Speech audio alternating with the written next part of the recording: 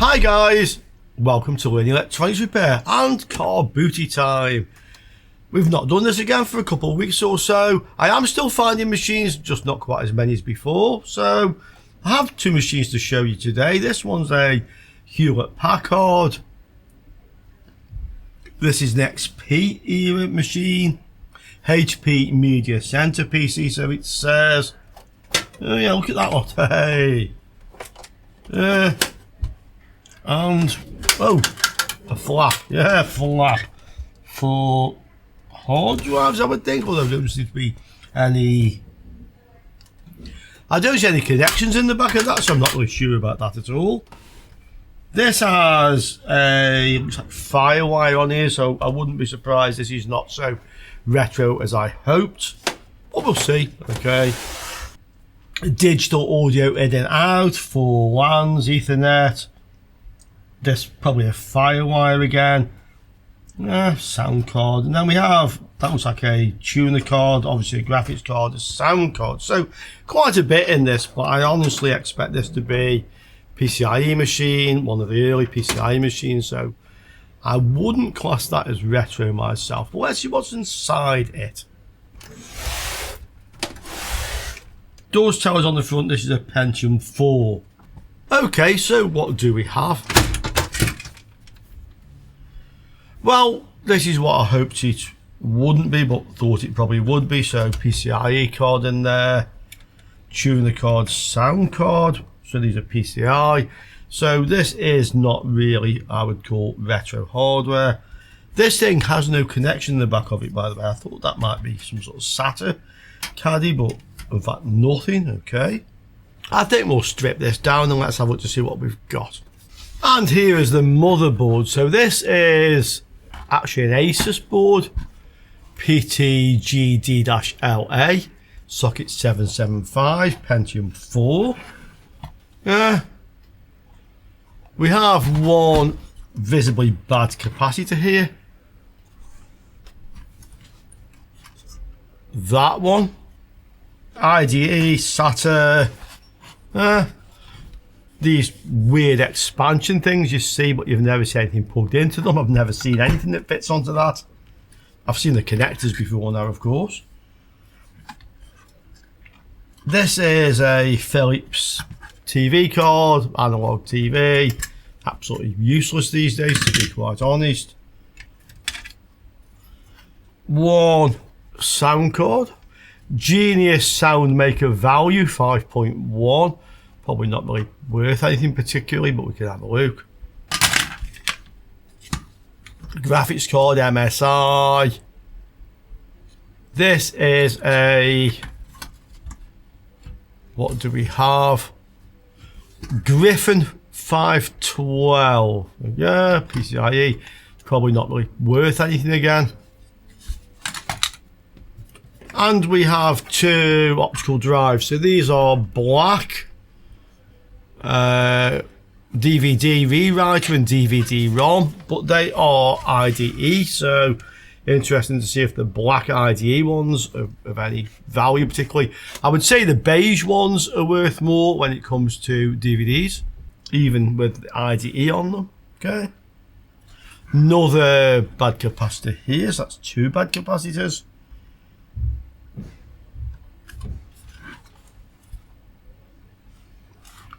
The rest of them look okay.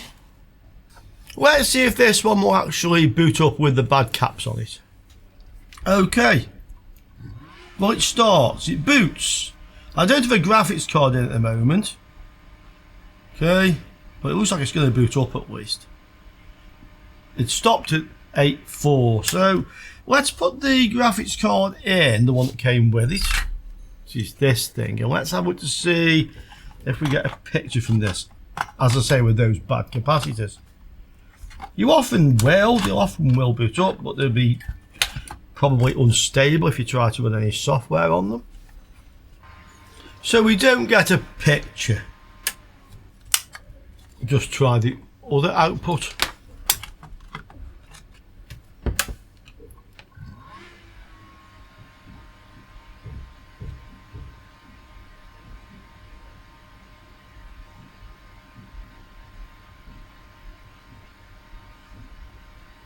No. I'll try a different card. Same code. No picture. I'll just try VGA in case there's a problem with my capture card. Sometimes it can play up a little bit.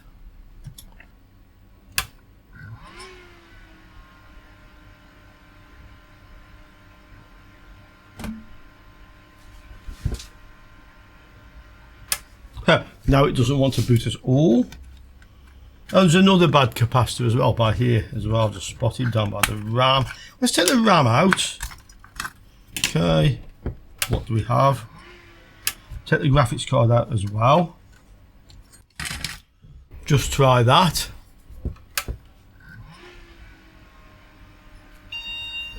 Now it's saying no RAM. Okay, I'm not seeing any sensible codes on here. Just reset that. Yeah, now it is booting.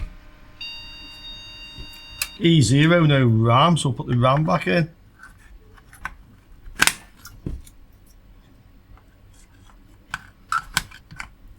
Okay.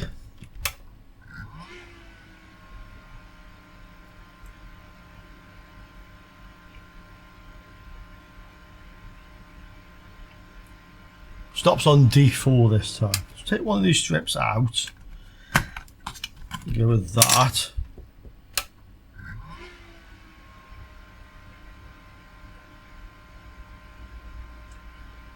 Okay. So he's changed the code, it's behaving differently. Well, I've put a PCI graphics card in. I still get this 84 code. And I actually have on the screen, it's saying that the ventilation fan is faulty, that the chassis fan, okay? Let's try it again with a PCIe card. Yeah, back to the same code, but nothing working on the monitor. So, I'm pretty sure this is a good card. Let's have a look at the PCIe slot. See what that looks like. And then we can try just replacing these bad capacitors and see whether or not that's what's stopping the PCIe. But I'm just going to tell you that, and look what's happened. It's working. So I just waggled the cards, you saw me do it, and it now works on the PCIe. Okay, so this will boot up in fact with the bad capacitors, or maybe we just got lucky that time. But the board is basically functioning.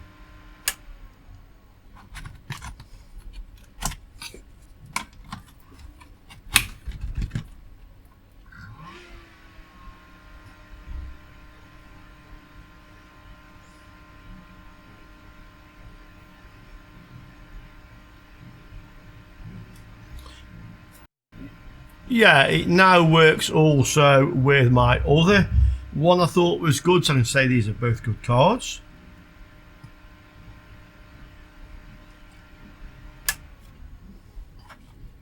I'll just mark that actually so I know it's okay. Useful for testing with, same as this one. Okay, so we know they're useful cards for test purposes at least. So let's see if this thing actually does work. Let's give it a waggle, same as I did with the other one. This is connected to the capture card, which has no VGA output on it.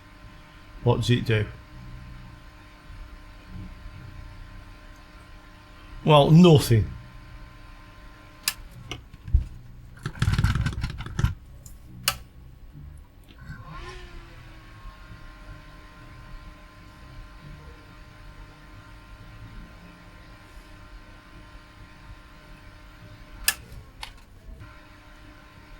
On either output. Okay, so that card looks like it's actually faulty. It would be interesting to see if this is worth anything. I can see one for sale, €91, yeah. That's also one for 38, so difference of opinion there. Okay, slightly faster processor, but I doubt that makes any difference at all. and there's one for sale for 22. Has anybody bought any of these?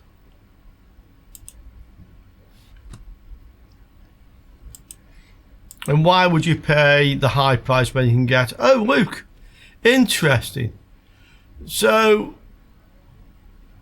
one sold for $54.78 towards the end of March, actually. So, that's a D1, slightly different board.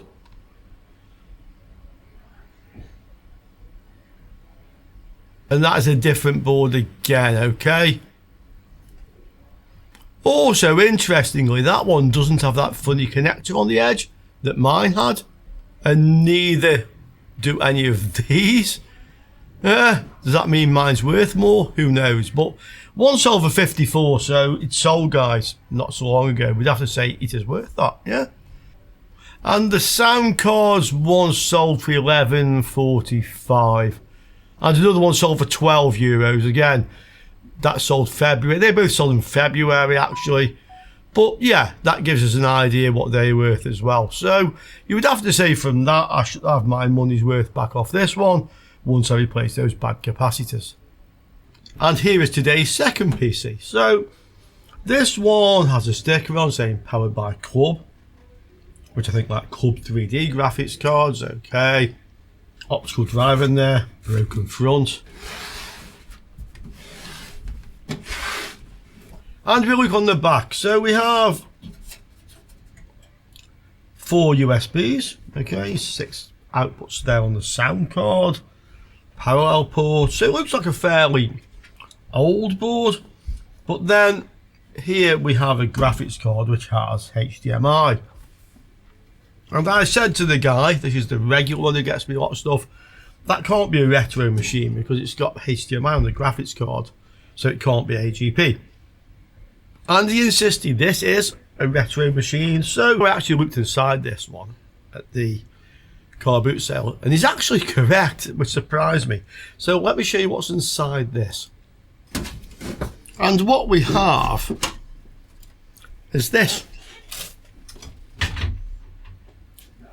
So this is socket 775. Yeah, Intel. Conroe Pressler frontside boards 1066. Dual core, so this takes the dual core processors. And this has an AGP slot and it has a PCIe slot. So that's what's inside it. We also have a few PCI slots. This is a CCFL. I wonder if it actually still works. So these were used a lot for decoration in PC cases before LEDs became the thing to use. Yeah, has a SATA drive. It also has IDE on it. So this kind of has like everything you could imagine. Yeah, SATA, IDE, PCI, PCIe, and AGP. And it takes the dual core processors as well. So I've seen these before. In fact, I have one. I've shown you guys. I have one of these, which is my own. This is the 4th one I've found then. So out of the 3 I found, I sold 2. I kept 1, and this is the 4th. And that's the 4th I've found in 5 years, more than 5 years, 6 years, going to the car boot sale. Yeah, so there you go, guys. Not so common. Right, let's get this out of this case and let's have a good look at it. Okay, and here it is. So this is an ASRock 775 dual VSTA. Okay. 8 times AGP, PCIe. Universal platform. Yeah. This also takes 2 different types of RAM, you can see. Okay, so this is like the ultimate crossover board really between 2 technologies, and that's what makes these so desirable. One of the best things you can do with this, if you're into your retro computers, is you can fit both PCIe and AGP graphics cards. You can make a dual boot machine, so use a couple of SSDs, small ones are fine. One with XP on, one with Windows 98 on. And then you can set it so that when you boot into Windows 98, it sees the AGP graphics card. And when you boot into XP, it sees the PCIe. And you have a fantastic retro gaming rig, yeah? Windows 95, 98, XP. This one had this little gigabyte graphics card in it. So this is a, let's see, what is it? Doesn't give us a lot of information, to be honest. Oh, yeah, down here. So GVN210D3, 1 gig, we can go look that up. There's a Western Digital 500 gig SATA, and there's another Seagate 250 gig. So I'm guessing one of these has the OS on. One was kind of loose in the machine, so I'm not sure if it actually belongs to this. Let's have a look at this motherboard. So we'll check to see if there are any short circuits on the 12 volts. And then let's see if this actually works. We also have the CCFL with the inverter.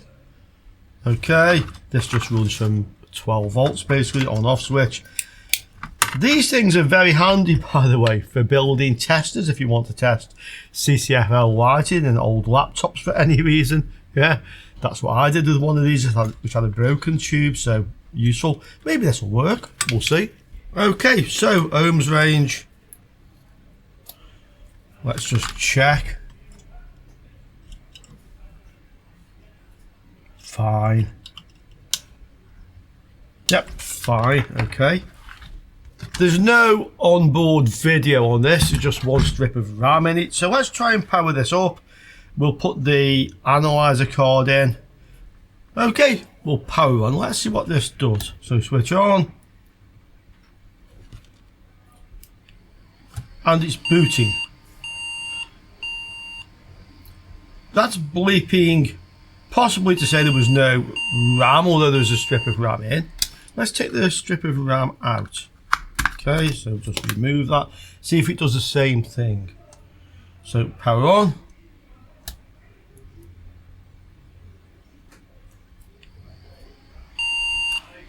Yeah, same.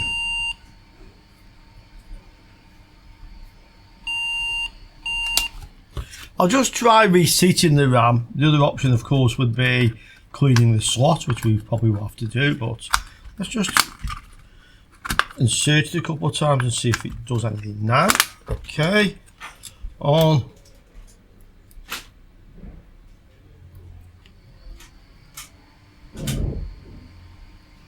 Well, it seems happier with that for sure. So just a bit of a bad connection, the socket there. Right, that's a no graphics card. Let's insert the one that came with it. And I've attached the HDMI, so we'll try the capture card, see if it sees anything. Okay. Power on, start.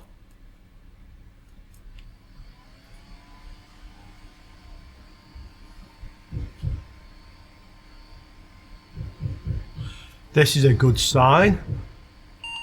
Yes, okay, so that is booting, you can see on there. Obviously there's no hard drive attached at the moment. Insert boot device. So we have a booting motherboard. Let's put an AGP graphics card into it. So I've put a AGP card in there. Let's see what this does. Again, I have it attached to the capture card. Yeah, and we have a picture on it once again. So yeah, that's working fine, both AGP and PCIe. You see why these things are so much fun? Let's try and run the software. Because it had the PCIe card in previously, assuming it was booting from this drive, let's put that back in and then see what it does with the hard drive. Okay, and it's actually booting from that drive, so the 256 gig drive, Windows 7 I think. Okay, and it loaded Windows 7, so the machine basically is working. I'll just check to see it works with both channels of RAM. There's only 512 meg in there at the moment. Okay. Well, it is working. Yeah, I've put another strip of RAM in now, so it now has 1 gig, so that is working at least. Okay, so it looks like we have a good motherboard. Okay, so we have a nice working motherboard. Let's see if the CFL works. I think most of these things just don't work anymore. Not because they're broken, but because kind of like something happens to them with age, yeah. But we can just try it, so we just plug this onto here. Okay. What does it do? Well, it doesn't light up. Yeah. I didn't think that would work. These things just seem to like expire with age. Okay. Oh no, hold on, there was a switch. Turn the switch on. Let's try it again.